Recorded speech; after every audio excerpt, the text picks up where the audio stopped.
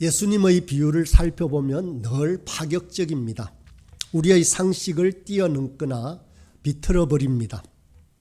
포도꾼과 품꾼의 비유에서 주님은 1시간밖에 일하지 않은 품꾼에게도 하루 일당을 주는 자비로운 주인에 대해서 언급합니다. 잃어버린 양 비유에서도 잃어버린 양 한 마리를 찾기 위해서 나머지 99마리를 양은 산에 그대로 두고 찾아 나서는 얼빠진 목자의 비유가 나옵니다. 요즘의 효율성과 경쟁, 성장과는 거리가 먼 그런 목자를 소개하고 계십니다. 사람들은 부자가 죽었어도 좋은 곳에서 살 것이라 생각하지만 아브라함의 품속에 있었던 것은 바로 거지 나사로였고 부자는 지옥의 뜨거운 불 속에서 목마름을 호소하고 있었습니다. 돌아온 탕자의 비유에서는 돌아온 탕자는 환영을 받지만 아버지께 항상 효도했던 큰아들은 불만스러운 존재로 등장하고 맙니다. 이렇게 예수님의 비유가 상식을 벗어나 파격적인 모습을 보이는 이유는 예수님이 이 세상의 시각과는 전혀 다른 편에 서 계시기 때문입니다. 세상은 강한 자나 승리자의 눈으로 세상을 바라보지만은 예수님은 약자, 병든 자, 세리와 죄인의 눈으로 세상을 보십니다. 박탈당한 자의 눈으로 보았기 때문에 예수님은 오후 5시까지 일자리를 찾아 헤매던 사람의 마음을 이해했던 것입니다. 잃어버린 양 한 마리가 죽음의 문턱에서 방황하는 모습이 예수님 눈에는 훨씬 크게 보였습니다. 거지 나사로의 고통이 보였고 돌아온 탕자가 느끼고 있는 그 죄의식에 공감할 수 있었던 것입니다.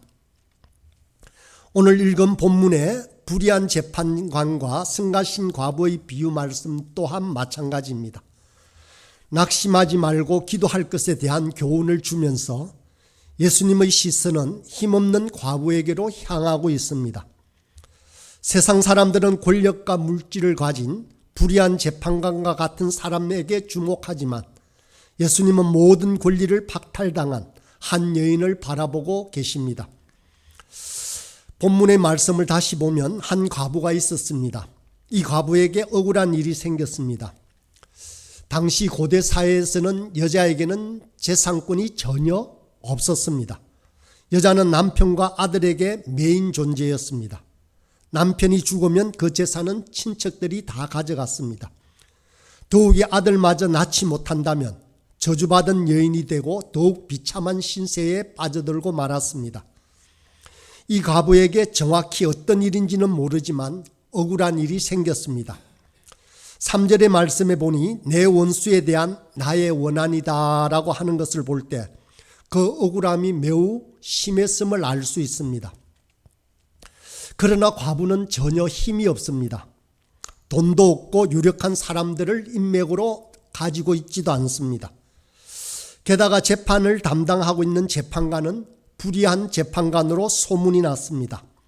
아마 돈을 받고 판결을 굳게 하거나 힘 있는 자들에게 유리한 판결을 내어놓는 불의를 행했던 것 같습니다. 그러니 돈도 없고 빽도 없는 과부가 할 수 있는 방법이 무엇이 있었겠습니까? 이 과부는 날마다 재판관을 찾아가서 하소연하기로 작정을 했습니다. 재판관님, 억울합니다. 제 억울함을 꼭 풀어주십시오 라고 계속해서 찾아갑니다. 재판관은 재판을 진행해야 하는데 한쪽 편에서 매일같이 이렇게 소리를 지르니 재판관이 견딜 수가 없게 되었던 것입니다. 결국은 성가셔서 과부의 원한을 풀어주었다라는 비유입니다. 이 과부가 바로 누구였겠습니까? 우리 모두가 다 과부와 같다고 생각할 수 있습니다. 거센 운명 앞에서 어찌할 수 없는 견고한 문제 앞에서 과부처럼 무기력함을 느끼지 않을 사람이 어디 있겠습니까? 실직 상태에 있는 사람이나 부도의 위기에 몰려있는 사장이나 자녀나 남편의 문제로 가슴앓이하는 여인이나 시련에 빠진 청춘이나 거듭된 실패와 상처로 희망을 상실한 사람이나 그 누구나 할 것 없이 우리는 거대한 문제 앞에 힘없는 과부와 같은 심정으로 처해 있습니다. 막막하기만 합니다. 할 수 있는 것이라고는 하나님을 붙잡고 하나님 도와주십시오라고 기도할 뿐입니다.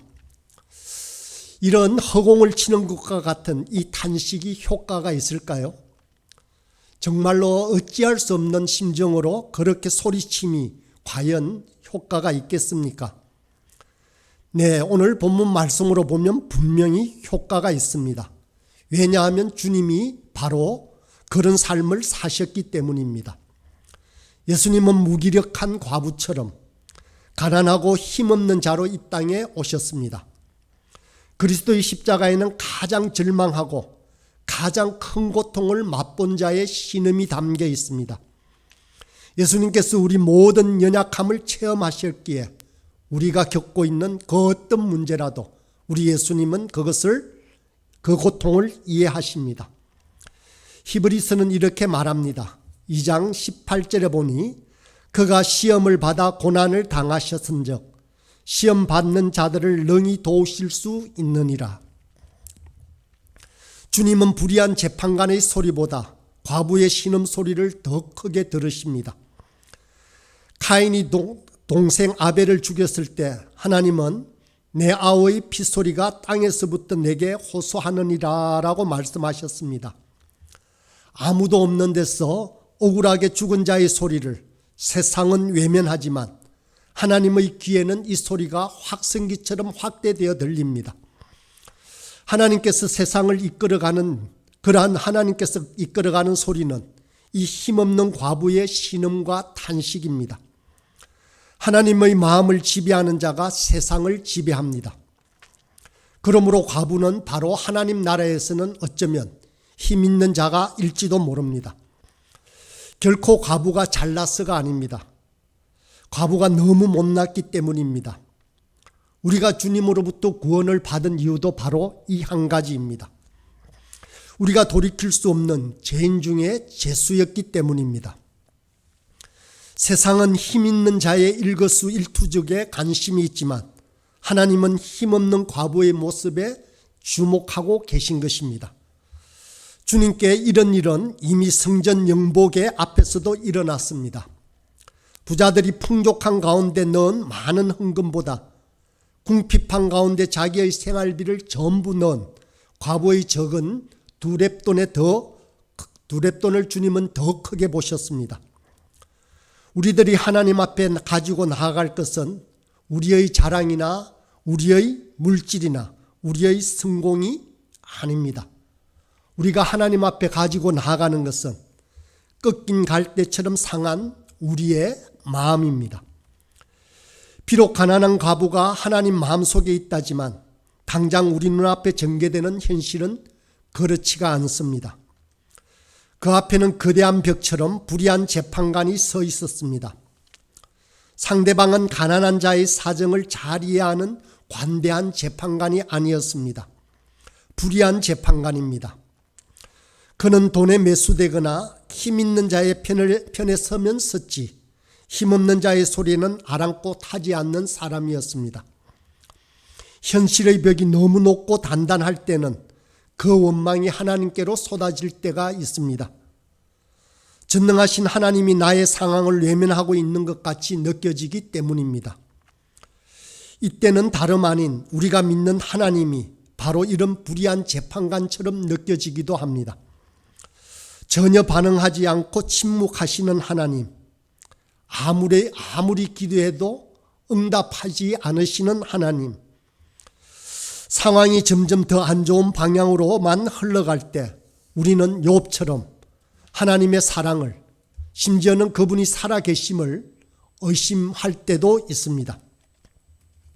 우리 모두는 때때로 감당하기 힘든 막막함을 경험하면서 삽니다. 그 순간에는 하나님이 살아계시다는 사실이 전혀 느껴지지 않습니다. 세상은 힘의 법칙에 의해서 매정하게 돌아가고 자신은 혼자인 것처럼만 느껴질 때가 있습니다. 자비하신 하나님께서 도대체 무슨 이유로 이처럼 불의한 재판관의 모습을 하고 우리 인생에 나타나는 것일까요? 이에 대한 답으로 다음과 같은 몇 가지 이유를 생각해 볼 수 있습니다. 첫째는 하나님은 우리와 진정한 만남을 원하시기 때문입니다. 하나님은 우리가 아무 때나 찾으면 나타나고 반드시 응답하셔야 하는 그런 분이 아닙니다. 하나님과의 만남은 사건을 통해서 깊어져 갑니다. 사랑은 사귐을 통해서 깊어져 가는 것입니다. 아무런 노력 없이 부모로부터 유산을 물려받은 사랑과 힘들게 한 푼 두 푼 모아서 부를 이룬 사랑과는 그 느끼는 물질의 가치가 서로 다를 수밖에 없습니다. 하나님과의 만남도 그렇습니다.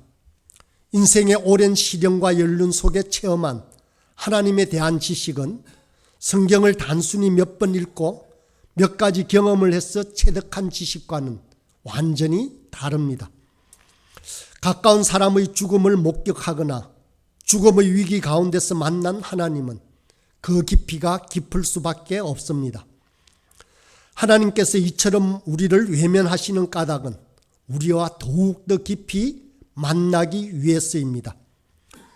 가물대에는 깊이 우물을 팔 수밖에 없습니다. 이처럼 가물대 판 우물은 웬만한 가뭄에도 결코 마르지가 않습니다. 두 번째는 주님은 불의한 재판관의 모습으로 우리에게 나타나심으로 저와 여러분을 더욱더 강하게 만드십니다. 주님은 우리를 제자로 그리스도의 군사로 부르셨습니다. 하나님께서 우리를 부르신 목적이 그저 달달한 행복한 삶뿐만이 아닙니다. 만약 그랬다면 그 행복만에 젖어 있는 것이 목적이었다면 C.S. 루이스가 이렇게 말을 했습니다. 푹신한 카페 의자에 앉아 커피 한 잔을 마시는 것이 이보다 더 행복할 것입니다. 라고 말입니다. 하나님은 우리가 일당천이라도 감당할 수 있는 강한 용사로 서기를 원합니다. 혼자만의 행복이 아니라 많은 사람을 행복하게 하는 그런 능력 있는 지도자와 같은 존재가 되기를 그렇게 강하게 원하시고 계십니다. 그렇다면 우리는 언제 강해지겠습니까? 좀 역설적이기도 하지만 하나님께서 우리 기도에 응답하지 않으실 때 어쩌면 우리는 더 강해질 수 있습니다. 의지할 데가 없기 때문에 스스로 강해져 가는 것입니다. 하나님은 이스라엘을 강한 용사로 만들기 위해서 광야로 몰아가셨습니다. 팔레스타인은 애국과 메소포타미아 문명이 충돌하는 곳에 위치해 있었습니다. 바람 잘 날 없는 이곳에서 하나님은 자신이 사랑하는 백성들의 나라를 세우셨습니다. 온실 속 화초와 같은 존재들이 아니라 잡초처럼 강한 인생으로 만들기 위해서였습니다. 어느 나무꾼이 나무를 하다가 그만 도끼를 물에 빠뜨리고 말았습니다. 신앙심이 좋았던 이 나무꾼은 그 자리에 엎드려 기도했습니다. 도끼가 떠오르게 해달라고 기도합니다.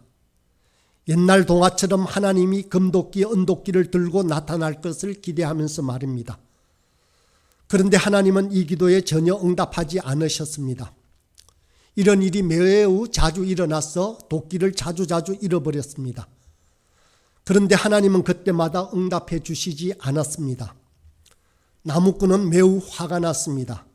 그래서 수영을 배우기 시작했습니다. 수영을 배운 결과 그는 물속에 들어가 그동안 자기가 빠뜨렸던 도끼를 꺼내었을 뿐만 아니라 다른 나무꾼들이 빠뜨렸던 도끼들도 모두 꺼내어 부자가 되었습니다. 수영을 배우다 보니 건강도 좋아졌습니다.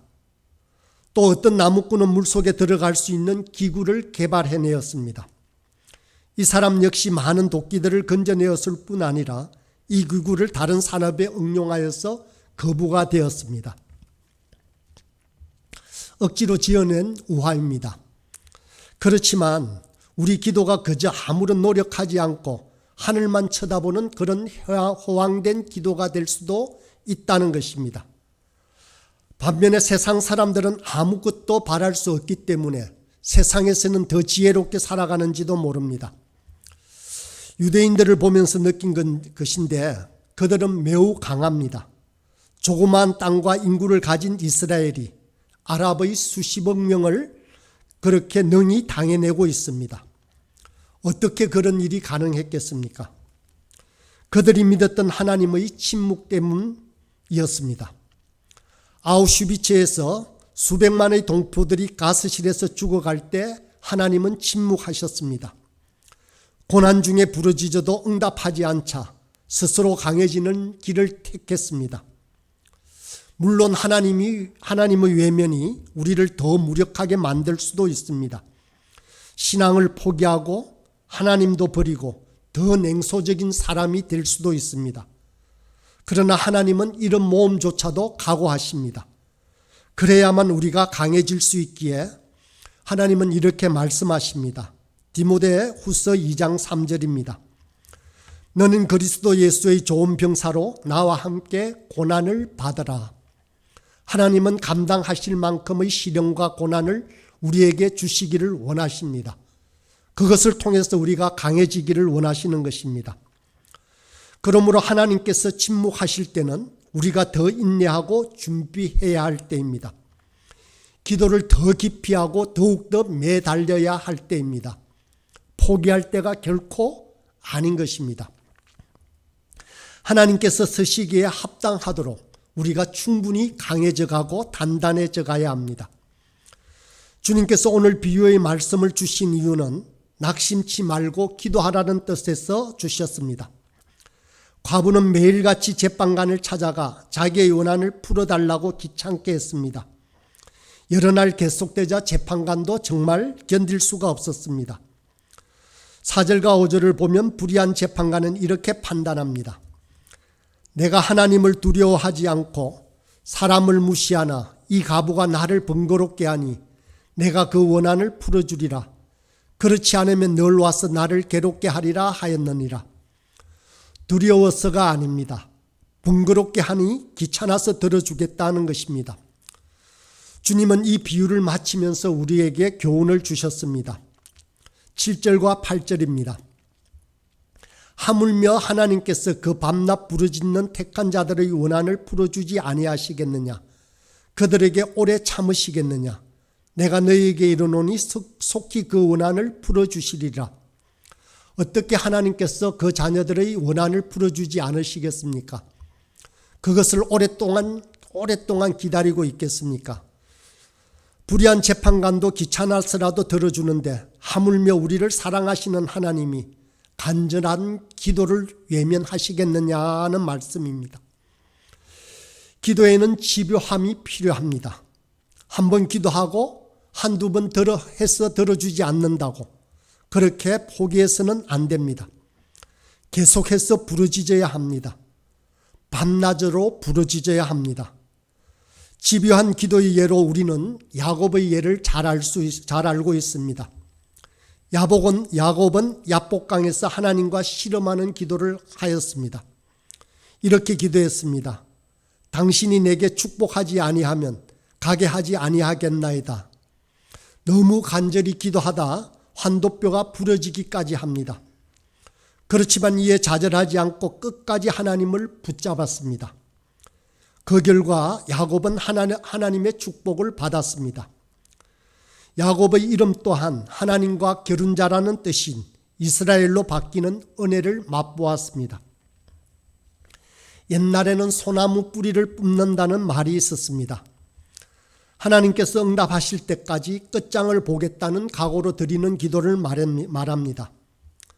또 철야 기도도 많이 했습니다. 밤새도록 부르짖었습니다. 요즘은 그런 기도들이 많이 사라지고 있습니다. 이제 철야 기도는 없어졌습니다. 12시 이전까지 모든 기도를 마치는 기도로 바뀌었습니다. 그래서 심야 기도라고 합니다. 기도원에서 철야 기도하는 모습들을 찾아보기도 어려워졌습니다. 주님께서 8절에 인자가 올 때 세상에서 믿음을 보겠느냐라고 말씀하시는데 우리가 바로 그 믿음 없는 시대를 살아가고 있는 듯합니다. 우리가 포기하지 않고 집요하게 기도한다는 것은 강력한 믿음의 표현입니다. 하나님의 살아계심을 믿기에 하나님이 우리의 아버지 되심을 확실히 믿기에 우리는 그렇게 간절히 기도하는 것입니다. 오직 하나님만이 우리에게 처한 모든 문제의 열쇠를 가지고 있다는 그 확신 속에서 우리는 다른 데서 해답을 찾지 않는 것입니다. 많은 사람이 몇 번 기도하다 응답이 없으면 쉽게 기도를 포기합니다. 그러면서 거기에 갖가지 변명을 붙입니다. 이것은 하나님의 뜻이 아닌 것 같습니다. 혹은 내가 기도하지 않더라도 하나님께서 어련히 알아서 해주시겠습니까? 때로는 이 정도면 됐지 하고 마치 자기는 기도의 의무를 다한 양, 마친 양 그런 식으로 기도합니다. 그러나 주님은 바로 이런 기도를 믿음이 없는 기도라고 말씀하십니다. 하나님의 뜻은 열심히 기도하는 사람에게 나타납니다. 하나님께서 우리에게 어떤 선물을 주실지는 우리 모두 알지 못합니다. 그래서 기도는 어린아이처럼 보자기를 넓게 펴고 하나님 앞에 나가 선물을 달라고 조르는 행위입니다.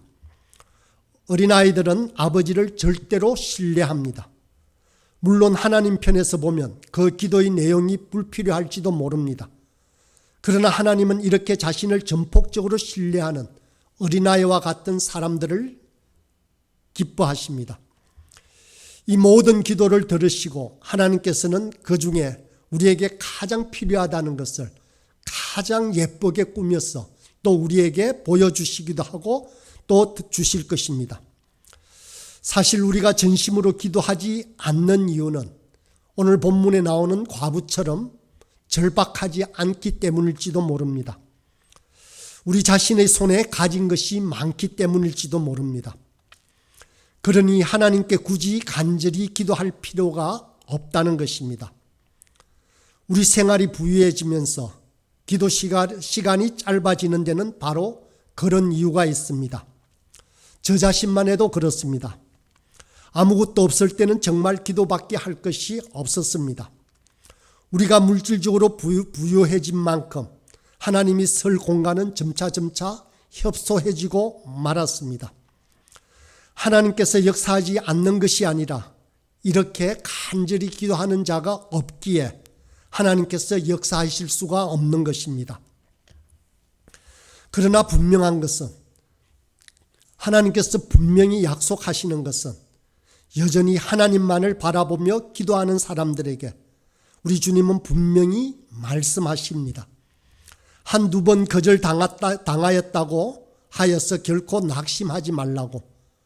하나님께서 거절하시고 침묵하시는 것처럼 보일 때 반드시 하나님의 이유가 있기 때문이라고 믿는 자녀들에게 그렇게 말씀하십니다. 갈라디아서 6장 9절의 말씀입니다. 우리가 선을 행하되 낙심하지 말지니 포기하지 아니하면 때가 이름에 거두리라. 거저 주시는 말씀이 아닙니다. 분명하게 약속하시고 분명하게 이루시겠다고 하나님께서 강력하게 우리의 마음에 심겨주는 말씀입니다. 이 약속을 굳게 믿으며 항상 기도하되 낙심하지 않는 저와 여러분이 되길 간절히 소망합니다.